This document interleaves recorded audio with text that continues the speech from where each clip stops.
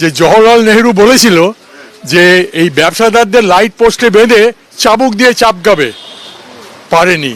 নবাব সিরাজদৌল্লার অভিযান ওদেরকেও পারেনি। সুতরাং ব্যবসাদারদের কেউ কিচ্ছু করতে পারবে না। আর যত বয়স বাড়ছে তবে থেকে দেখছি জিনিসের দাম বাড়ছে। শুনছি লোকে বলছে বাজারে আগুন লেগেছে, তো তখন এত ফায়ার ব্রিগেড ছিল না, এত ফায়ার ব্রিগেডও বাজারের আগুন নেভায়নি। সুতরাং বেকার এইসব কথা বলার কোনো যুক্তি নেই যে জিনিসের দাম কমলে কি হবে, কবে কমবে, কোনোদিনই কমবে না। এই যে জিএসটি কমলো, আমরা তো ভাবলাম হাতে চাঁদ পেয়ে গেলাম, সব জিনিসের দাম কমে যাবে। কোনো জিনিসের দাম কমেছে? সব জিনিসের দাম বেড়েছে।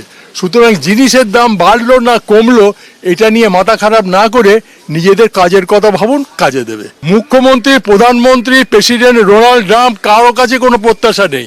প্রত্যাশা বাস ওপরওয়ালার কাছে, নো প্রত্যাশা। ধন্যবাদ। মানে এই ধরো 15 বছর আছে দিদি, আমাদের জন্য তো দেখছে সবকিছু, একটু জিনিসপত্রের দাম আর একটু কমিয়ে দিই, পুরুষদের জন্য একটা কিছু দেওয়া হোক। দীর্ঘদিন ধরে শিক্ষা খুব অবহেলিত।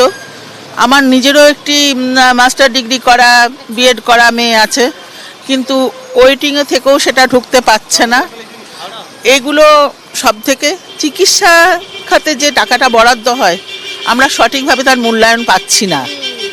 শিক্ষা এবং স্বাস্থ্য আর একটা সুস্থ সমাজ, আমাদের ওয়েস্ট বেঙ্গলকে নিয়ে আমরা খুব গর্বিত। বাইরে ওয়েস্ট বেঙ্গলের যে বদনামটা হচ্ছে, আমরা চাই যেন এই বদনামটা না হয়।